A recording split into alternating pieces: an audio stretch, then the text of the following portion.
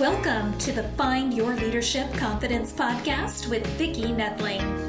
You are about to discover impactful lessons that help you grow as an individual, grow your confidence, and find the positive and good within you, so you powerfully and authentically become the best version of yourself. Be sure you visit our website at www.findyourleadershipconfidence.com. While you're there, subscribe to us via your favorite network. Now tune in, get ready, and enjoy the journey of emerging as a leader of exception in the 21st century. Welcome, everyone, to the Find Your Leadership Confidence podcast. I'm your host, Vicki Noethling, coming to you from Roswell, Georgia. The goal of this podcast is to bring topics and guests that will empower you to become that confident leader and take your business and your life to the next level. Today, I'm very excited to have with me Jen Aks, and let me tell you about Jen. She is a leadership and embodiment coach and educator, and she's dedicated to helping people awaken their innate emotional intelligence and tap into the body's wisdom, empowering them to live authentically and confidently in every aspect of life. With over 30 years of experience in dance, teaching, speaking, and directing, Jen created The Power of Gesture, a groundbreaking somatic-based methodology designed to help individuals connect with and understand their emotions. Jen believes that mastering our emotions and understanding those of others, we can navigate and lead both our personal and professional lives with clarity and authority grounded in truth. Her mission is to awaken the body's wisdom, teach us to trust its guidance, and lead us back to our true purpose. She offers the power of gesture in private coaching and workshops and speaking experiences. With a BFA from New York University, she has dedicated her career to empowering others to remember the wisdom within their bodies and the power of their emotions, guiding them to live authentically, confidence, and purpose. So we are going to talk about one of the subjects that I love to teach about, and that is awakening your emotional intelligence, create lasting change. Please join me in welcoming my guest, Jen Aks. Hello, Jen. Hello. Thank you so much for that intro. Yes. It's beautiful to hear it reflected back sometimes. So many great things in there. Thank you. So we always start with two easy questions. The first being, tell everybody, where do you call home? Where do you live? I live in Dobbs Ferry, New York. It's Westchester County, just outside of New York City. Very good. And share a little bit about your journey that led you to do what you're doing today. At what point did you say, we need to have people better understand our emotions? So talk to us a little bit about that journey. Thank you. And thank you for having me. I really appreciate you and the work you do. So it's great to be here. I didn't have a moment where I woke up and said, the world needs this. My journey has truly been a journey of, natural evolution. I feel as though I've been put here to really do this. And I had to experience what I experienced in order to bring this body of work to the world. So it really started younger. When I grew up, I was surrounded with this limited understanding of what intelligence really meant. In the world that I grew up, and I think a lot of people my age, it was really about logical and mathematical intelligence and measuring your success based on standardized tests. Yes. And I felt, right? Is that, yeah. Yes. You feel that. I think a lot of people can relate to that. And it was very limiting, very suffocating, and something I did not relate to at all because I didn't do well on my tests. I didn't score high with an IQ test and these standardized tests and, taking a pencil and circling in the dot to these, it just, nothing resonated. And more than that, the learning of how we were to, understand the information that was going to be on the test was presented in a very linear fashion. Yeah. That just didn't resonate with me. And I didn't understand that there were other ways. And I don't think my teachers or educators at that time, at least in my town, did either. So we stayed this path, and this path left me feeling outside of everyone else or a lot of other people. And I, created this story that I was stupid and not smart and not worthy. And this little seed grew into something pretty massive. And for close to 2 decades, I felt this way about myself. I really did not feel my self-worth around my intelligence. And it really limited me from and held me back from opportunities that had presented themselves. Throughout that time, parallel to this experience, I found dance and movement were really connecting me to something visceral and emotional. And, it was a way of connecting to other people around the world and in front of me. And no one really called this intelligence. So I didn't really think much of it until later, when I really had my sort of rock bottom moment, and I was invited to a dinner with John F. Kennedy Jr. And for those that don't know, it was JFK, our former president's son. And it was this very prestigious invitation, and it was very intimate as well. It was him and his wife, Caroline, at the time, and myself and my boyfriend. And I did not go to this dinner because I did not feel like I was worthy. I actually thought, what is he going to ask me? I thought I would never be able to answer any questions about history or anything. So I didn't go. And that was really, I'm making it light, but it was really a pivotal moment for me, because that night I was so upset and crying and really bawling my eyes out, just so disappointed that I had allowed society to define so deeply. So I went and I looked for some help. I got some therapy, and then I found this woman who was a professor who introduced me to the work of Howard Gardner. And he's a professor at Harvard University and has written many books about the multiple forms of intelligence.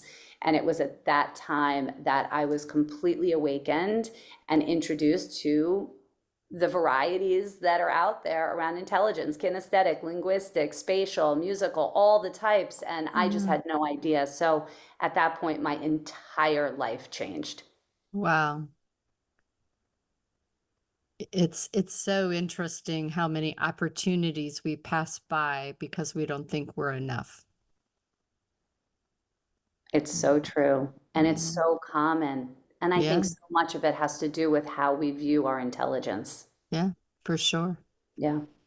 So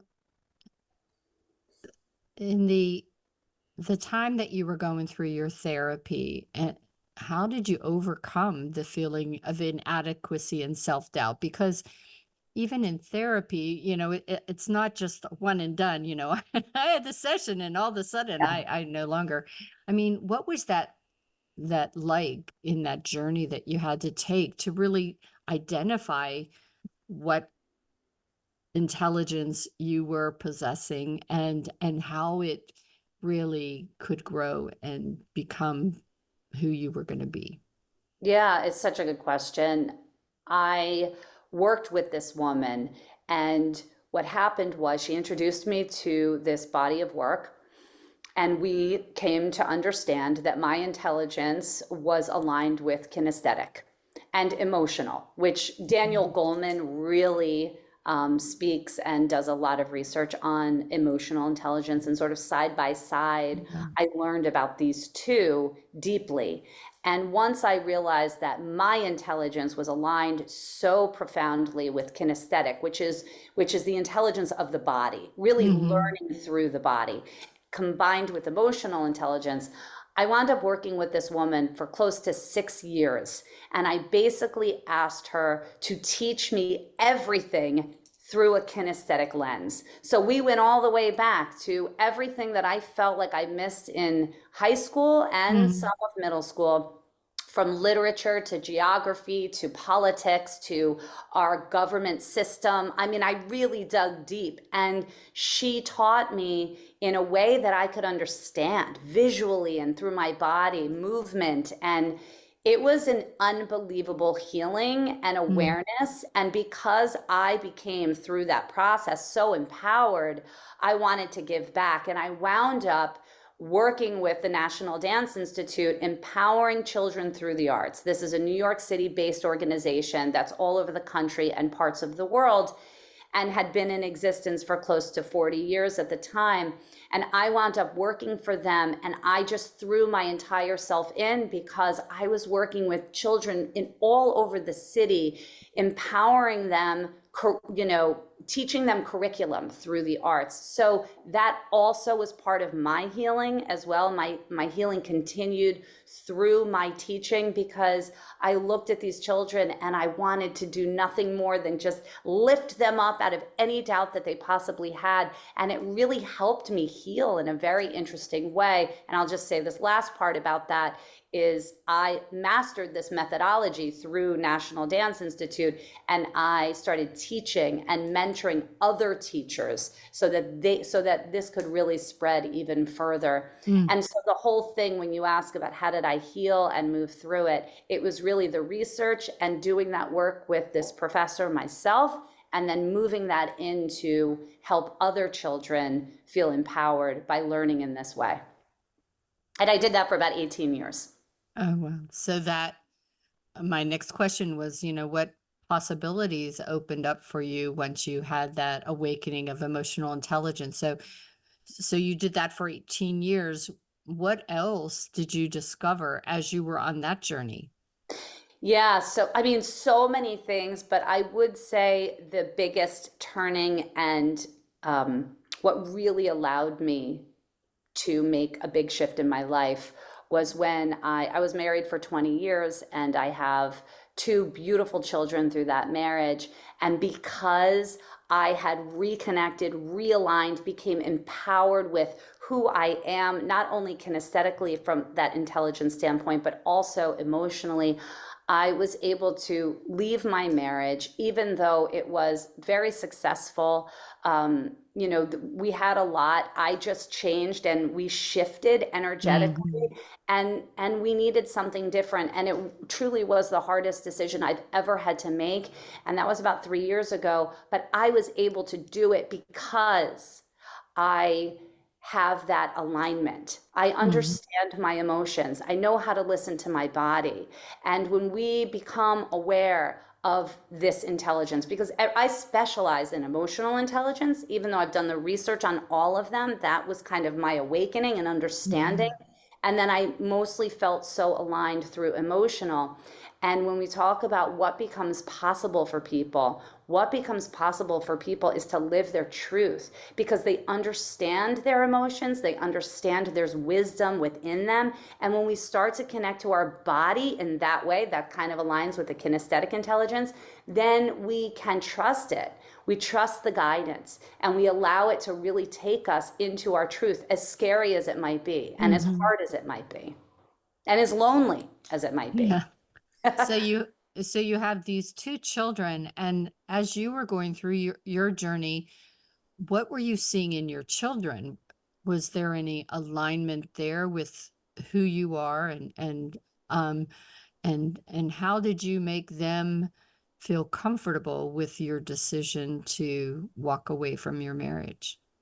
Well, I don't know that I made them feel comfortable for the decision, but they certainly understand, because they too are very deeply connected to their emotions. They're intuitive, and they've been raised that way from both of us, so they have this level of awareness. And so what I did, knowing that they had this intuition and awareness, I just built on that, like expressing the importance of living our truth, as difficult as it is, and to not align with society that says all of these things when it relates to the marriage specifically, till death do you part. Well, who decides that, really? Is that society deciding? Because that was like society deciding how intelligent I was based on my standardized scores, and that didn't really serve me very well. So, how much do we allow society to dictate our path, and how much are we willing to dig into our truth and really live by that?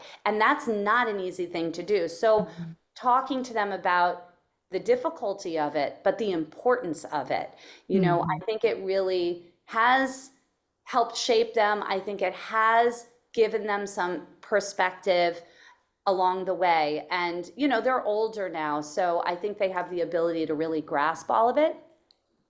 And I will just say one other thing that made me think when you asked that question is regarding my intelligence and, how I did in school. That absolutely came into play while I raised my kids, while they were going through school. I was very much aware of how they were learning and where their struggles took place. And I constantly empowered them with their strengths and to let them know that there is a variety of ways in which to learn, and there's a variety of definitions for what intelligence is, and it's all very personal. So it definitely has impassioned me, if that's a word. Yes, it is. It is. to really help them stay grounded and confident in their own bodies. Perfect. So what are some other common forms of intelligence? You gave us a few. And whenever you talk about them, explain what the benefits are that they would offer to the individual. Yeah, there's about 9 that are studied and taught throughout the world with lots of, now many professors follow this sort of curriculum that's been laid out. So there's linguistic intelligence, which is really about words, people that have this strength and words and ability to use them in creative ways. And these are authors and poets and teachers, not to limit them, but these are just examples of where people sort of fall into these categories. And then there's spatial intelligence, which is really about, the ability to kind of think in 3 dimension. And these are architects, real creatives that kind of think outside of the box. And then there's what I really identify with the kinesthetic intelligence, which is, the body awareness and learning through the body. A lot of athletes and dancers, right, fall into this category. Musical intelligence, these are people that really have an appreciation and understanding for musical patterns. They're composers and singers and all kinds of musicians. And then there's interpersonal intelligence, which is about understanding other people's emotions. And this really falls in with leadership and people able to navigate teams. These are people that are strong leaders in all areas, many areas, whether it's corporate or in your own family, when you're understanding your children, right? So, and then there's intrapersonal, which is understanding your own emotional intelligence. And when those two are combined, it really creates that holistic emotional intelligence, the intra and the inter. And then there's also naturalistic intelligence, which is more about the environment and seeing patterns in the environment. These are like biologists and people like that. So there's a lot, and I believe we all have parts of these intelligences, and it's about which is highlighted at one point, and I think we have access to all of them. Yeah. As you were talking, I just wondered, whenever a adolescent, somebody that's in middle school, high school, they're going through so many different things that totally confuses them. And I wonder if it wouldn't help our curriculum of those age students to have an understanding of the different intelligences, because I think a lot of the angst or the suffering, if you will, that some of the kids go through is because they're just trying to figure out why they feel the way they feel. And when you don't understand all of these different types of intelligence you have, as you have mentioned, that why can't I learn like somebody else? Or why do I feel more impacted by what people do or say around me. I think it would just help so much outside of the core, math, science, and all those things. We should really teach our kids these different types of intelligence. I could not agree more. My life would have been completely different had I known. However, I don't regret any of it because it absolutely informed me and created the path that I'm on to empower other people. So there's no, but it was painful. It was very painful to the point where many times I would find myself just really sick in a bathroom at a party, leaving dinner tables because not thinking that I'm enough. I mean, really getting sick, physically sick. And that's not healthy, but I don't regret it at all. And to your point, absolutely, I think this should be a part of the curriculum. I think teachers, though, and educators might be afraid of it because they don't know how to teach to it. Oh, so that should be another degree that we have. Absolutely. Another thing that you do. Yeah. So say somebody's listening out there and say, oh, Jen, how do I figure out what my intelligence is? How do they do that? Yeah. Well, I had listed several, right? And I think those kinds of things can really resonate. If you're someone that really loves nature and has this eye and ear and sense for nature and patterns and understanding and connection to the earth, the environment, right. Well, you have naturalistic intelligence. That's really heightened. If you are someone that's deeply empathetic and compassionate and understand other people, and people come to you for advice and guidance, well, you have that interpersonal intelligence. If you're truly connected to the inner wisdom of yourself and you have skills that help you understand and you do that naturally, that's intrapersonal. So I think really it's almost like obvious, right? I think that we are just not taught that it's intelligent. So for me, I was a dancer and I had this incredible intuition with people with body language. I was learning the language of the body and it felt so natural to me. I could understand people without them uttering a word, but I didn't know that it was kinesthetic. I didn't know that it was intelligent. So I just thought it was, this thing I had. So I think creating an awareness around these few, and it doesn't take a lot. It's like a one-sheeter and you kind of just look at it. This is really about opening the awareness. And what I want to do, especially here, is just saying, if you have doubt, right? If there's any doubt, like we talked about at the beginning of the podcast, people walk around with so much self-doubt and feeling unworthy. If that's you, right? If that's the person listening, I invite people to start questioning how they feel about their intelligence. And is that the root? And if it is, then this is a place to start.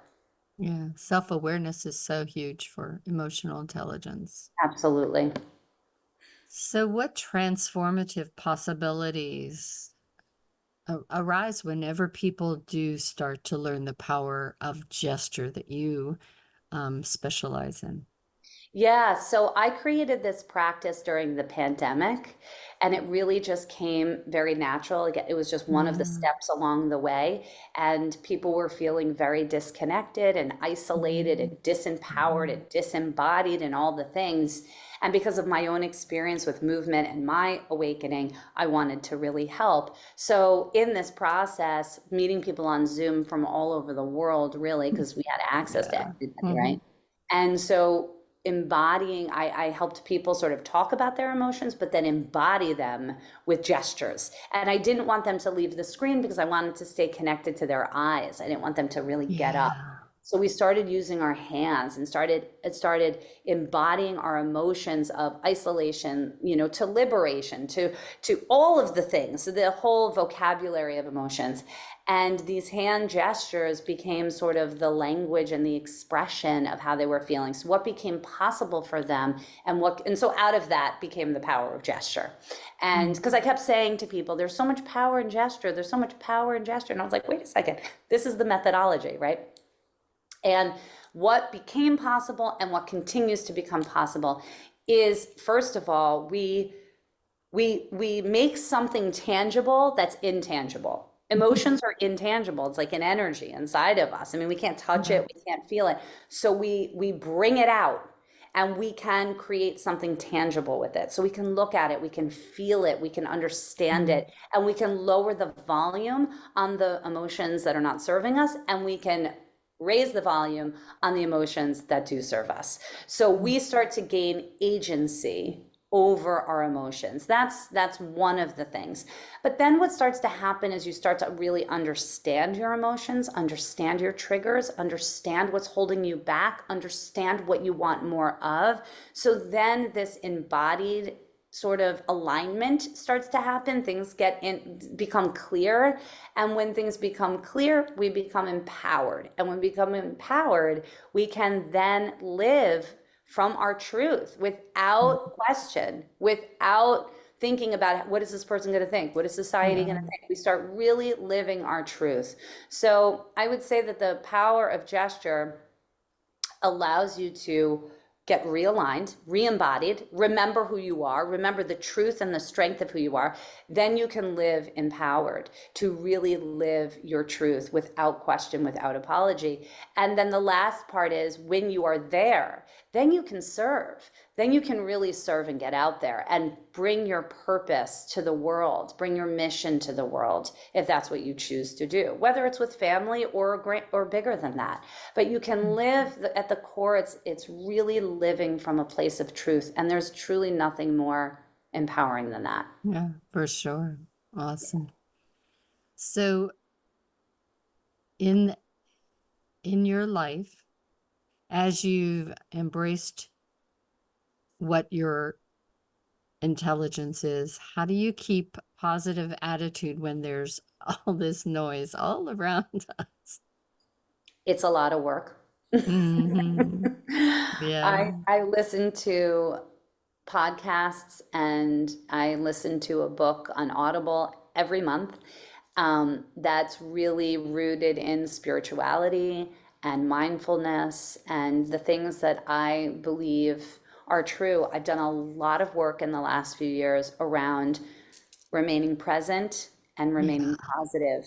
And not to say that I don't have moments, because I definitely do. And I know how to return to love. I know how to return back to the core and the truth of who I am, which is not negative. So I am always practicing. I'm always reading, or really, I'm not a big reader. I listen more. So I listen to audibles all the time, and I meditate every day, which has not been a practice for my entire life over the last 3 years. And I practice meditation daily, and affirmations, always help keep me grounded. So those are the things, and it's all accessible to all of us. It's really a choice. I had to make that choice, and I'm glad that I did, because it keeps me positive. Yeah. During the pandemic, I started to doing more affirmations and meditation myself, because I just to shut out all the noise and just to quiet myself to really start to be grateful and understand who I am and what I wanted to do. Beautiful. I love that. I think a lot of people really reflected and thought about, what it is that they want to be, where they want to go. And I think that's why my practice resonated with so many, because we needed it. We needed all of these things. Yeah. Yeah.